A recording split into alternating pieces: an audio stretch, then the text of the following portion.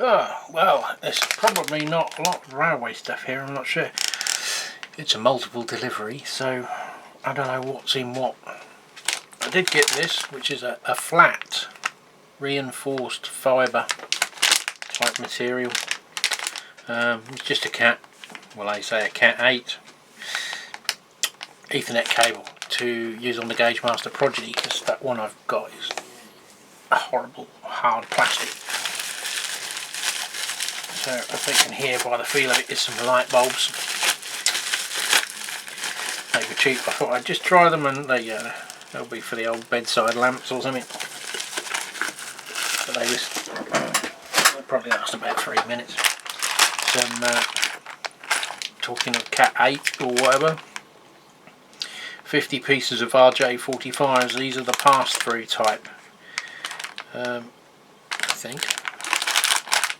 So you can put the cables through in the right place, determine they're in the right place before you crimp them, and then do the test and find you've got one wire twisted.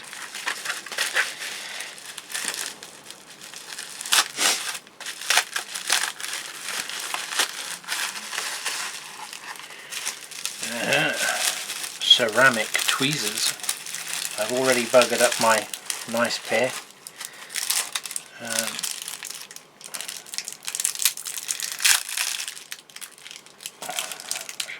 They are ceramic, they look like PTFE plastic to me.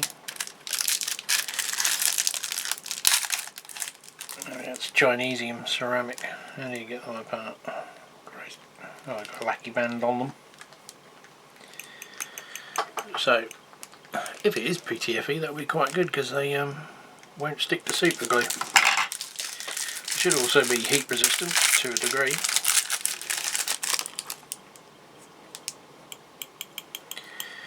They're the pinchy ones as well, so handy if you need to nip something together when you want to glue it. So, label 1, I suppose, railway modelling / related. And this should be some circuit boards for little projects and such like. These are just the dot type, so you've got to perform a connection between each terminal. They're sort of like a permanent breadboard, I guess you could say. Again, cheap as chips, just handy, something to have in the toolbox when you want to knock a little circuit up and just solder it. Staying on the electronics theme, we should have an Uno R3 board in here, an Arduino knockoff.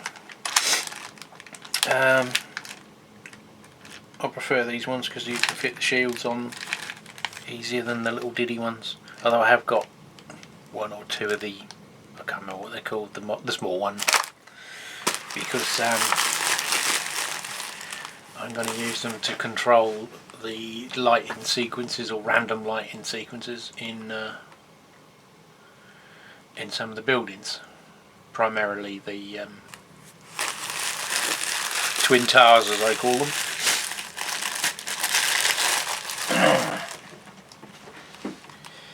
And this one, hopefully, I haven't got the solder for it. I might see if I can punch some off of my old works. Because obviously I've got quite a project in the making, I thought there's going to be an awful lot of dropper wires to make and prepare ready to solder to a lot of track. So what would be a really good idea, had I been at my old works, would have been to pre-tin all of the wires on a tinning pot. So I found one.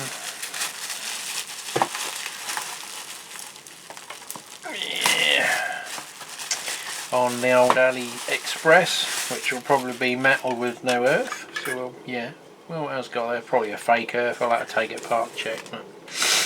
Earth's for pussies. Who needs earth? So it's a solder pot basically.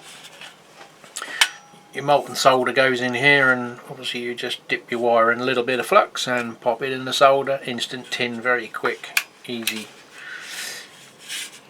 speedy way to do stuff on bulk. Rather than keep clipping everything in a vise and then having your soldering iron and your solder, and you can just melt some 60-40 solder in there and turn it on, let it melt, and you just want a little, we used to use a jam jar lid with the flux in, bumps, job done. Nice, quick, easy, simples. I've just got to get a couple of 60-40 sticks and an old kitchen knife just to swipe off the dross that forms on the top of the solder. R1's had an electric rotisserie sort of thing, so they constantly scraped the dross off the top. And this is just a component box within a box, which was £4.50.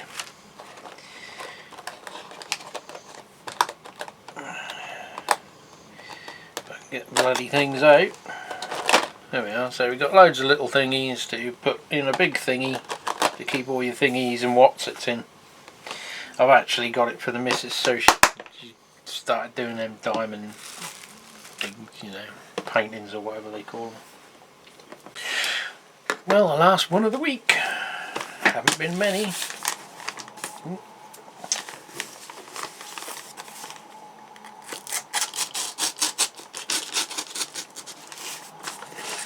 Won't be many next week. I don't think I'm watching anything much on eBay. It has dried up a little bit. There's a few bits on there, but they're what I call the crack smokers prices.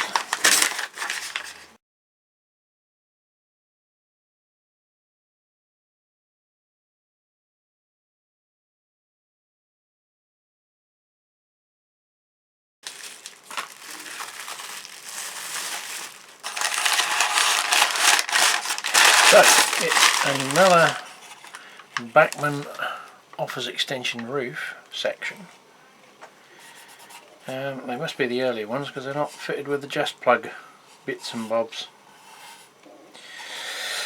So we've got another one, so we can either do a triple story or double up on the other one, because one of them, if you remember, did have a damage there, which was the intention. I wasn't worried about it because I was going to get one of these to go on top.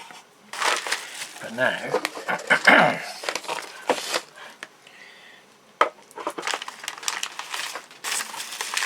we could do a 3-story block.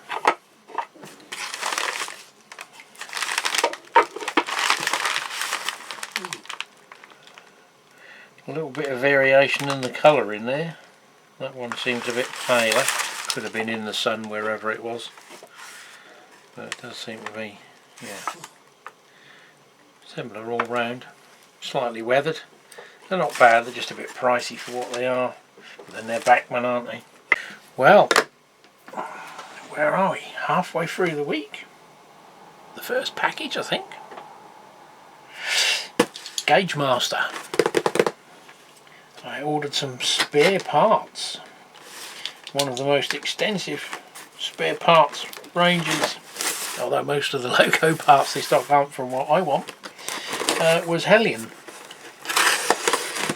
Now, if you recall, I bought that Network Southeast Gauge Master branded Class 47, which is actually just another Hellion, and somewhere in here should be some parts, or not. Looks like they've sent me two separate invoices. One for these bits and one for the Hellion bits, and it looks like the Hellion bits aren't here. So what do we get other than the Hellion spares that we haven't yet got? I haven't had a dispatch notification for a second item. I had 2 invoices. Just thought that was maybe the way they done things. Let's speed this bit up, shall we, for you.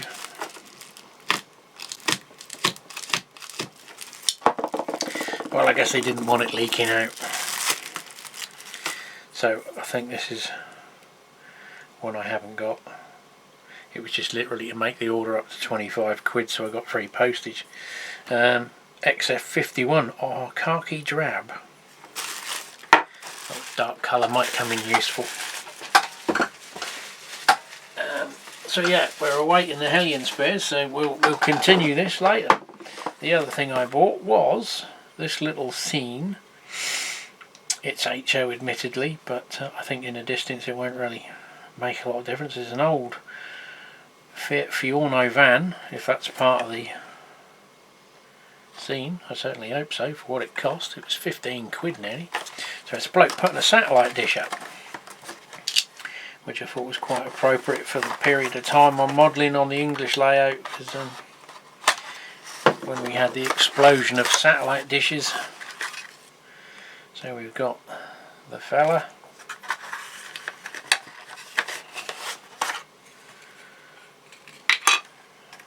I'm guessing that was the container the car was supposed to be in. Here's the van. And the ladder and the satellite dish. I guess that's about it. You don't get a lot for your money from a German model company. A bit of paper to stop it floating around. So, yeah, we have a small van with a figure. I presume that's what that's for. Doesn't really serve a purpose, does it? Who knows? And a little ladder and a couple of satellite dishes we can stick on the walls. And there's some, well, I presume that's supposed to be his toolbox, I guess.